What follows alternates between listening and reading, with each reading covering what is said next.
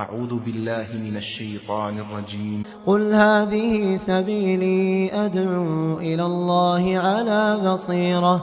على بصيرة أنا ومن اتبعني وسبحان الله وما أنا من المشركين.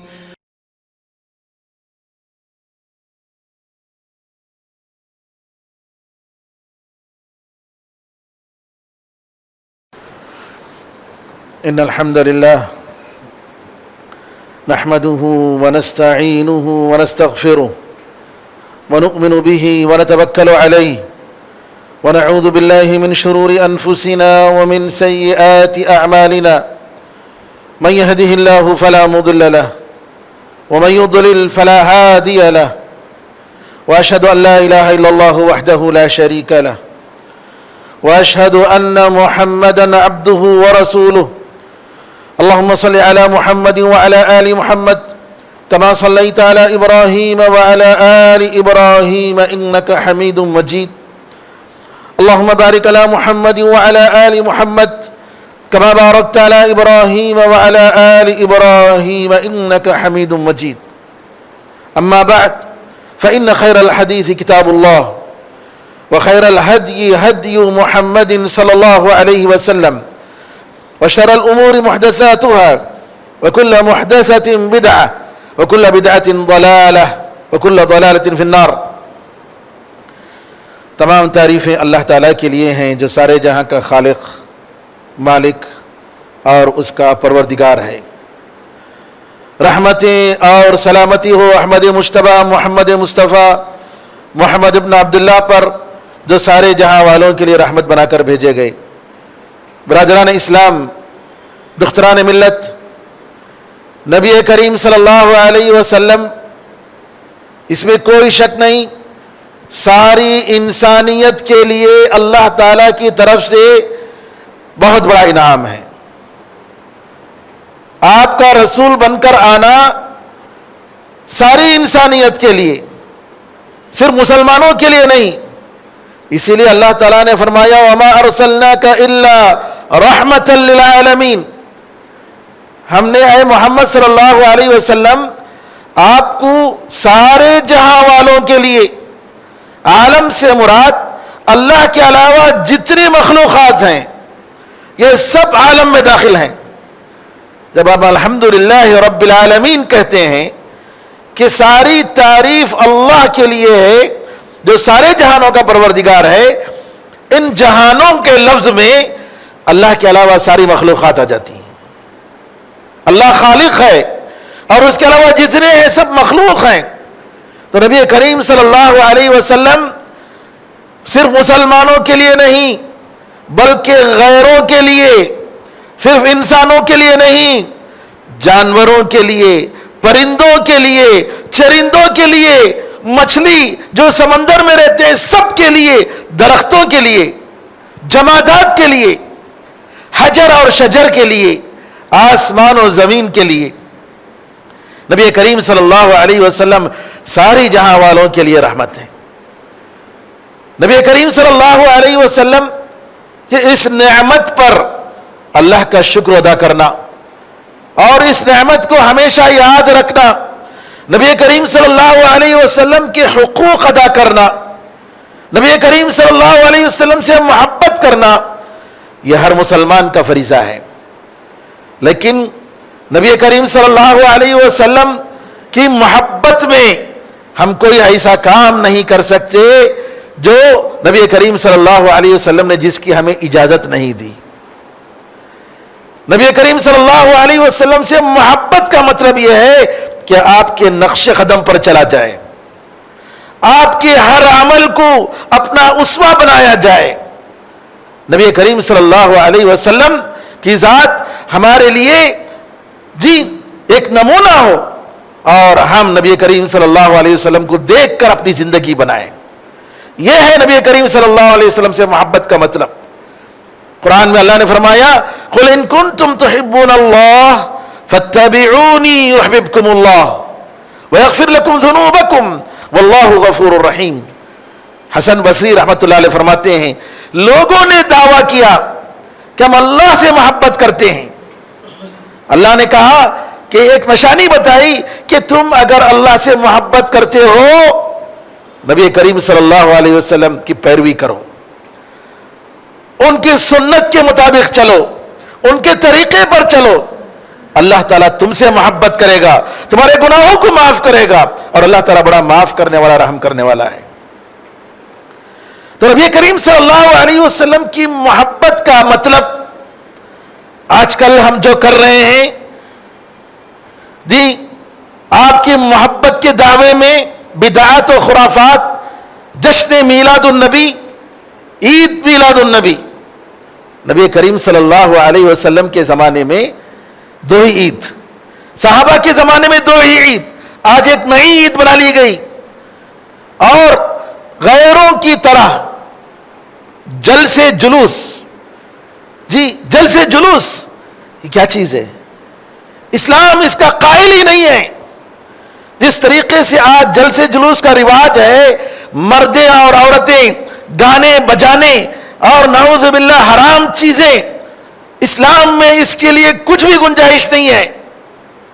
اور نبی کریم صلی اللہ علیہ وسلم ان ساری کاموں سے نبی کریم صلی اللہ علیہ وسلم بری ہیں, صحابہ بری ہیں, کیونکہ صحابہ رضی اللہ عنہ مجمعین سے بڑھ کر آپ سے محبت کرنے والا قیامت تک کوئی نہیں آ سکتا. جب ان لوگوں نے ایسا نہیں کیا ہے تو آج بھی نہیں ہو سکتا. تو میرے بزرگوں, آج کے خطبے میں ایک تو یہ بات کہ عید میلاد النبی کے نام سے اس دن جو خصوصی طور پر جو کام کیے جاتے ہیں, اسلام میں اس کے لیے کوئی گنجائش نہیں ہے. کیونکہ اسلام کا مطلب یہ ہے کہ عبادت ثواب کے کام سے وہ کام کیا جائے جو نبی کریم صلی اللہ علیہ وسلم نے بتایا. اگر آپ اپنی طرف سے کر رہے ہیں تو اس میں شریعت کے لیے, شریعت میں گنجائش نہیں ہے. نبی کریم صلی اللہ علیہ وسلم نے فرمایا من احدث فی امرنا ھذا ما لیس منہ فہو رد. ہمارے دین کے کام میں اگر کوئی شخص ایسا کام کرتا ہے جو دین میں نہیں ہے تو اس پر مردود ہے. ایک طرف اپنوں کی یہ ظلم نبی کریم صلی اللہ علیہ وسلم کے تعلق سے, دوسرے دشمنان اسلام نبی کریم صلی اللہ علیہ وسلم پر جو کیچڑ اچھال رہے ہیں, نبی کریم صلی اللہ علیہ وسلم کے ساتھ جو گستاخیاں کر رہے ہیں. بڑے افسوس کی بات ہے, آپ جانتے ہوں گے کہ فرانس کے صدر نے جس طریقے سے نبی کریم صلی اللہ علیہ وسلم کی کارٹون بنانے کا, اس نے ایسے کارٹون جس کی وجہ سے نبی کریم صلی اللہ علیہ وسلم کی بے عزتی, آپ کا مذاق, ایک مسلمان کسی بھی حالت میں برداشت نہیں کر سکتا. ایک مسلمان کسی بھی حالت میں برداشت نہیں کر سکتا. وہ مسلمان جو اپنے آپ کو, اپنی جان کو, اپنے بچوں کی, اپنی اولاد کو نبی کریم صلی اللہ علیہ وسلم کی ناموس اور عزت کے لیے قربان کرنے کے لیے تیار ہے, وہ ایسی حرکتوں کو برداشت نہیں کر سکتا. لیکن میرے بھائیوں, آئیے ہم دیکھیں کہ نبی کریم صلی اللہ علیہ وسلم کا دفاع, آپ کی عزت اور آپ کے ناموس کا دفاع ہم کیسے کریں. ایسے ملک میں جہاں پر لوگ ہمیں پرامن سمجھتے ہیں, ہمیں سمجھتے ہیں کہ یہ ان سے ہم کو تکلیف نہیں ہوگی, ایسی جگہ ایسے آدمی کو بھی جو نبی کریم صلی اللہ علیہ وسلم کا مذاق اڑاتا ہے جا کر قتل کر دینا, اسلام اس کے جواز کا قائل نہیں ہے.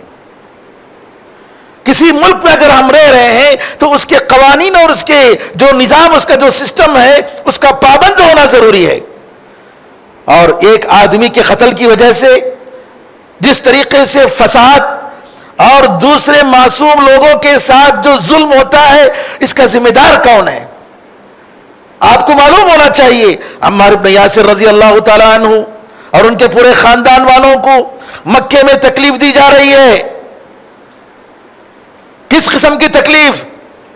جی بڑے بڑے چٹانوں میں, گرم گرم چٹانوں میں ان کو کھینچا جا رہا ہے, ننگے بدن ان کو مارا جا رہا ہے, ان کو پیٹا جا رہا ہے. عمار بن یاسر رضی اللہ تعالیٰ عنہ کر کہتے ہیں اللہ کے رسول, مجھے برداشت نہیں ہوتا ہے, یہ لوگ مجھ سے مطالبہ کرتے ہیں کہ میں آپ کو گالی دوں. کیا کروں یا اللہ کے رسول؟ گالی دو. یہ رحمت عالم صلی اللہ علیہ وسلم عمار بن یاسر رضی اللہ عنہ کو اجازت دیتے ہیں، گالی دو، کوئی حرج نہیں. کیوں؟ ایک ایسے ملک میں رہ رہے ہیں جہاں کا نظام گرچہ کہ ہم پر ظلم کر رہا ہے، ہمیں صبر کرنے کی تلقین کی گئی، ہمیں صبر کرنے کی تاکید کی گئی. مظاہرے نبی کریم صلی اللہ علیہ وسلم نے کیا کیا دیکھا؟ ایک بڑے لمبے چوڑے سڑک پر مسلمان جمع ہو گئے ہیں، اور اس میں جو ہے بیچ روڈ میں محمد الرسول اللہ اتنا بڑے روڈ میں لکھا گیا ہے. ارے رسول اللہ صلی اللہ علیہ وسلم کا نام روڈ میں لکھ رہے ہو، سڑک پر جہاں لوگ چل کر جا رہے ہیں، اور جمع ہو گئے مسلمان لاکھوں کی تعداد میں، اور اس کے بعد مظاہرے اور جلوس اور نعرے. یہ اسلام نہیں ہے. نبی کریم صلی اللہ علیہ وسلم کا دفاع، نبی کریم صلی اللہ علیہ وسلم کی نصرت ایسے نہیں ہوا کرتی ہے میرے بھائیوں. نبی کریم صلی اللہ علیہ وسلم کی نصرت کیسے ہونی چاہیے؟ بہت سارا مواد ہے میرے بھائیوں کہ اس میں ہمیں کیا کرنا چاہیے. سب سے پہلے نبی کریم صلی اللہ علیہ وسلم کی محبت ہم پر واجب ہے. وہ نبی جب کبھی کوئی بھی مسئلہ آیا تو امتی امتی، میری امت میری امت، امت کی فکر. میدان محشر میں نبی کریم صلی اللہ علیہ وسلم کو جب شفاعت کرنے کی اجازت دی جائے گی تو نبی کریم صلی اللہ علیہ وسلم سب سے پہلے کہیں گے امتی امتی. صحیح بخاری کی روایت ہے، صحیح بخاری کی روایت ہے. انس رضی اللہ تعالیٰ عنہ روایت کرتے ہیں جب اللہ تعالیٰ اجازت دے گا شفاعت کے لیے، نبی کریم صلی اللہ علیہ وسلم سجدے میں گر جائیں گے، اور اللہ تعالیٰ آپ کو ایسے دعائیہ کلمات آپ کے دل میں الہام کرے گا کہ ویسے کلمات کبھی آپ نے اللہ کی تعریف میں نہیں کہے ہوں گے.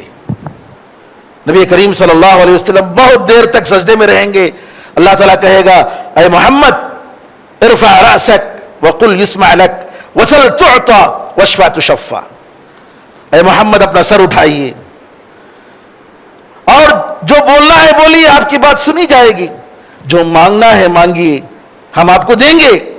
شفاعت کرنا ہے شفاعت کیجئے، آپ کی شفاعت قبول کی جائے گی. نبی کریم صلی اللہ علیہ وسلم کہیں گے اے اللہ میری امت میری امت. اور اللہ تعالیٰ کہے گا جاؤ جس کے دل میں جو کے برابر ایمان ہو ان کو نکالو. اور نبی کریم صلی اللہ علیہ وسلم جائیں گے اور جو ہے کریں گے، پھر آئیں گے، پھر سجدے میں گر جائیں گے، دعا کریں گے. پھر اللہ تعالیٰ کہے گا اے محمد اپنا سر اٹھائیے، جو مانگنا ہے مانگیے. نبی کریم صلی اللہ علیہ وسلم دوبارہ کہیں گے میری امت میری امت. اور اللہ تعالیٰ کہے گا کہ جاؤ جس کے دل میں رائی کے دانے کے برابر بھی ایمان ہے اس کو نکالو. اور نبی کریم صلی اللہ علیہ وسلم کہیں گے. پھر تیسری مرتبہ جائیں گے، پھر سجدے میں گر جائیں گے، اور اللہ تعالیٰ کہے گا اے محمد اپنا سر اٹھائیے، جو کہنا ہے کہیے، آپ کی بات سنی جائے گی.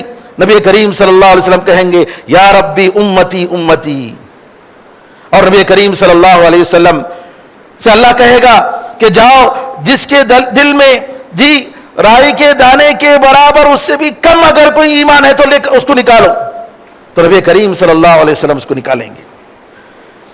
چوتھی مرتبہ پھر جائیں گے، اور جب جائیں گے سجدے میں پھر گریں گے تو اللہ تعالیٰ کہے گا، اللہ تعالیٰ سے رسول اللہ صلی اللہ علیہ وسلم کہیں گے اے اللہ مجھے اجازت دے، جس نے لا الہ الا اللہ کہا اے اللہ اس کو دوزخ سے نکال دے. اللہ تعالیٰ کہے گا میری عزت اور میرے جلال کی قسم، میرے کبریا کی قسم، میری عظمت کی قسم، جس نے بھی لا الہ الا اللہ کہا میں اس کو دوزخ سے نکالوں گا. یہ بخاری اور مسلم کی روایت ہے. میرے بزرگوں میرے بھائیوں، ایسے نبی جو آپ فرماتے ہیں کہ میں تم کو دوزخ سے پکڑ پکڑ کے کھینچ رہا ہوں، دوزخ کے عذاب سے، کہ تم دوزخ میں جا کر نہ گرو.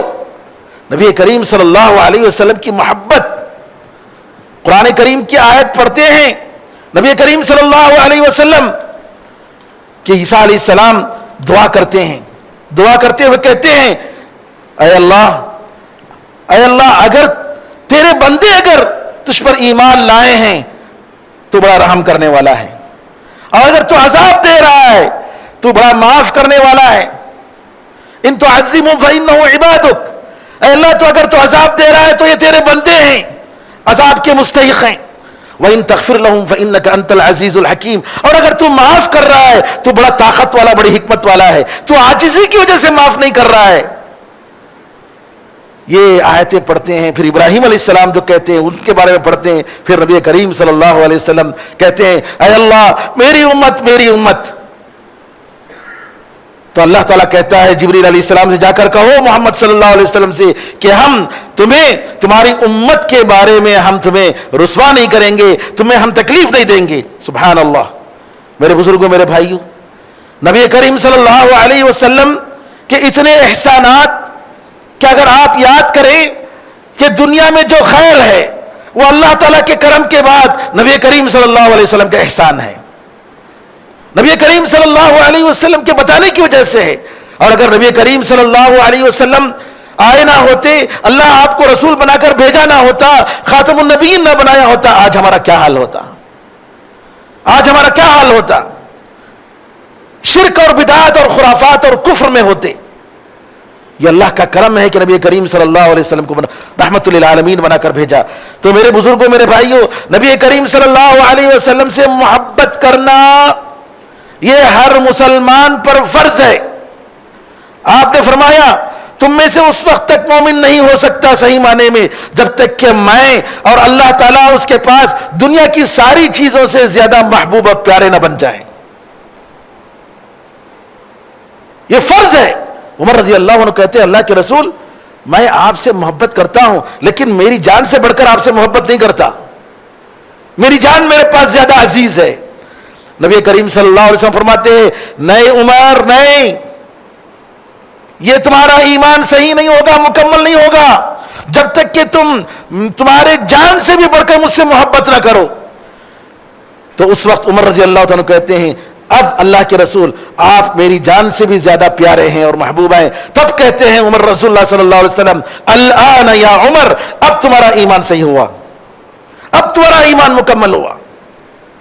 اور قرآن میں دھمکی دی اللہ تعالیٰ نے کہ تمہارے رشتہ دار، تمہارے باپ دادا، تمہارے بھائی، تمہاری بیویاں، تمہارے گھر، تمہاری تجارت احب الیکم من اللہ ورسولہ فتربصوا، اگر یہ ساری چیزیں اللہ اور اس کے رسول سے زیادہ تمہارے پاس پسندیدہ ہیں اور اللہ کے راستے میں محنت کرنے سے بھی زیادہ پسندیدہ ہیں وجہاد فی سبیل فتربصوا، تو انتظار کرو حتی یاتی اللہ بامرہ، حتیٰ کہ اللہ تعالیٰ اپنے فیصلے کو لائے۔ نبی کریم صلی اللہ علیہ وسلم سے محبت کا یہ فریضہ میرے بھائیوں، ہم اس کو کیسے نبھائیں گے؟ ہمیں کیا کرنا چاہیے؟ ہر مسلمان کا فرض ہے کہ حتی المقدور اللہ نے جو کچھ اسے دیا ہے، جس طریقے سے اس کے پاس صلاحیت ہے، اس کے پاس جو بھی قوت ہے، جائز طور پر نبی کریم صلی اللہ علیہ وسلم کی نصرت کے لیے تیار ہو جائے۔ جی اگر کوئی ڈیزائن کر سکتا ہے بہترین انداز میں نبی کریم صلی اللہ علیہ وسلم کی ہدایات، آپ کی باتیں پوری کی پوری باتیں حکمت کی باتیں، آپ کے معجزات، دشمنوں کے ساتھ آپ کا تعامل، کیسے آپ نے ڈیلنگ کیا، اس کو اچھے انداز میں، بہترین انداز میں اس کو لوگوں کے سامنے پیش کرنے کی ضرورت ہے۔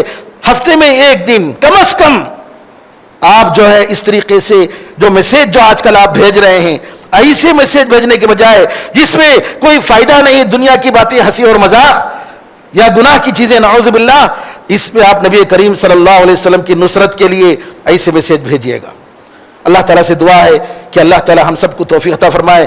انشاءاللہ اگلے خطبے میں ہم بتائیں گے کہ نبی کریم صلی اللہ علیہ وسلم کی نصرت، آپ کی مدد کیسے کی جا سکتی ہے، ہم کیسے کر سکتے ہیں، ہمیں کیا کیا کرنا چاہیے، انشاءاللہ اگلے خطبے میں بتائیں گے۔ اللہ سے دعا ہے کہ اللہ تعالیٰ ہم سب کو نبی کریم صلی اللہ علیہ وسلم سے صحیح معنی میں اور اللہ تعالیٰ سے محبت کرنے کی توفیق عطا فرمائے، اور محبت قیامت کے جو تقاضے ہیں ان تقاضوں کو عملی جامہ پہنانے اور اس کو اپنانے کی اللہ تعالیٰ ہمیں توفیق عطا فرمائے، اور اللہ تعالیٰ اس محبت کو قیامت کے دن ہمارے لیے نبی کریم صلی اللہ علیہ وسلم کے ساتھ جنت میں رہنے کی اللہ تعالیٰ ہمیں توفیق عطا فرمائے، آمین ارحم الراحمین۔ بارک اللہ لنا ولکم فی القرآن العظیم ونفعنا وإیاکم بالآیات والذکر الحکیم، انہ تعالی جواد کریم ملک رؤوف رحیم رب حلیم۔